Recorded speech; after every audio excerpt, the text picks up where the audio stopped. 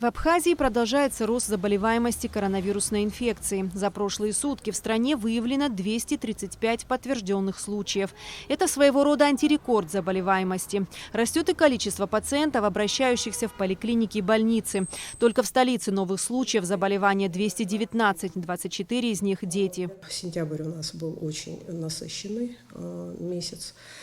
И начиналось это со школ, дети пошли в школу, а также были намечены много мероприятий, связанных с Днем Победы.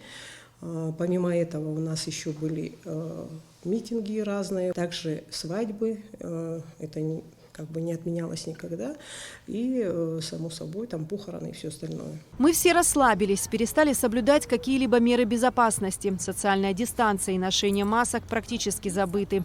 Люди активно, без опасений, общаются друг с другом и собираются в компании. А в это время врачи борются за спасение жизни, безвылазно дежуря в больницах. Ныне действующий штамм Дельта более агрессивный. У него инкубационный период короче, а осложнение наступает быстрее. Госпиталь в Айтаре заполнен. В инфекционной больнице Сухумской мест нет. Идет наполнение Гудаутского госпиталя. Это при том, что реанимация и инфекционный корпус там практически полные были весь период. Согласно научным исследованиям, полный контроль над эпидситуацией в стране возможен только при высоком уровне иммунизации населения. Вакцина – единственный способ избежать заражения или осложненного течения болезни. Большинство вакцин разработаны так, чтобы противостоять нескольким модификациям вируса. Поэтому даже заразившись новым штаммом, привитый человек переносит болезнь легче, чем невакцинированный. Что будет, если этого всего не сделать, то будет потеря 1–2% населения.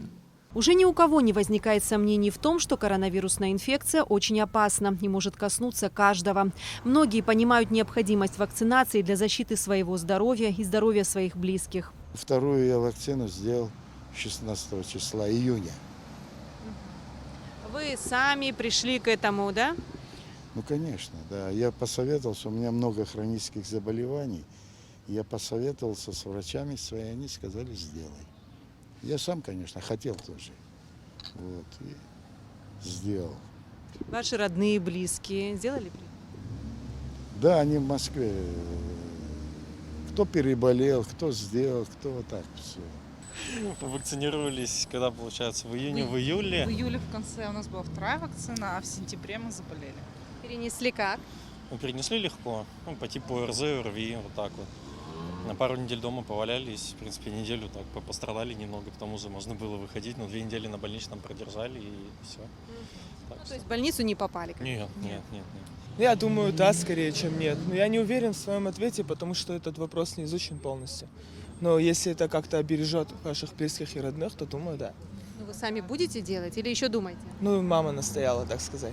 Однако тех, кто скептически относится к вакцинации, еще предостаточно. Если спутником ВИ население прививалось довольно активно, то вакцинация последних месяцев вялотекущая. Касаемо вакцинации, я, например, категорически против не то что от коронавируса непосредственно, а вообще любых прививок.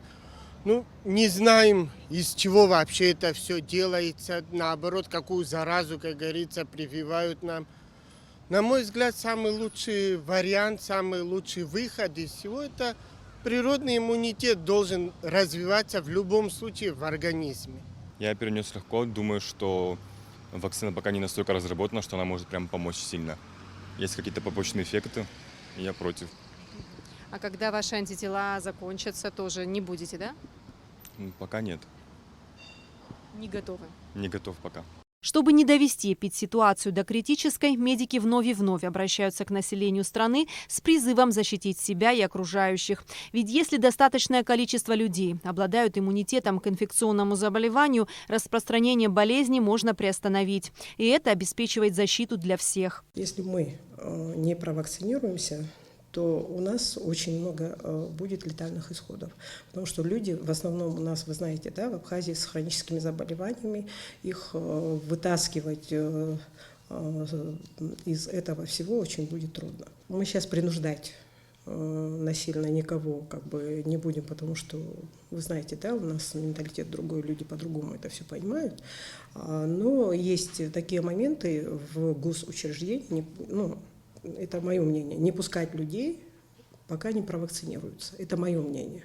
А там уже поэтапно, я думаю, дальше само собой пойдет. О самой вакцине уже сказано немало. Спутник Лайт – облегченный вариант спутника Ви и действует от 4 до 5 месяцев. Вакцина легче переносится и хорошо подходит для ревакцинации. Из развитых капиталистических государств, то есть Израиль, Германия и несколько других государств, где лично мои однокурсники, друзья, с кем я учился, проживают сегодня и врачуют, докторами работают. И честно, значит, где-то полгода тому назад мне мои же коллеги звонили и просили, где можно приобрести спутник Ви. То, что пишут желтая пресса, разные источники, всем, ради бога, не верьте этим вещам.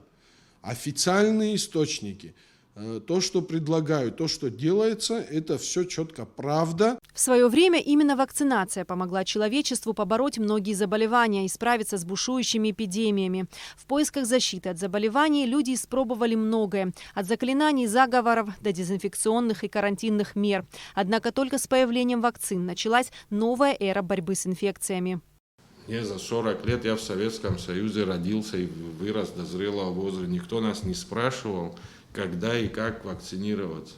Вот в Советский Союз, например, обязательной вакцинации был прививочный календарь, и попробуйте вы там медучреждения, там школа и так далее не провести должным образом. Первая страна, победившая практически туберкулез, победившая оспу, победившая еще кучу других болезней, на нет практически свели полиомиелит при вот этом контроле, естественно, качества вакцин, соблюдение введения, контроль профилактический за состоянием человека. Опять вопрос, что надо придумывать, это же все с нами уже было. Стоит ли говорить сегодня о принудительной вакцинации? На этот вопрос должны ответить специалисты. Но ясно одно. Если мы не примем меры против распространения коронавируса, инфекция рано или поздно коснется каждого. Вот почему так остро стоит вопрос вакцинации. Единственной на сегодняшний день действенной меры против COVID-19. Эсма Гуланзе, Раму Камке, Абхазское телевидение.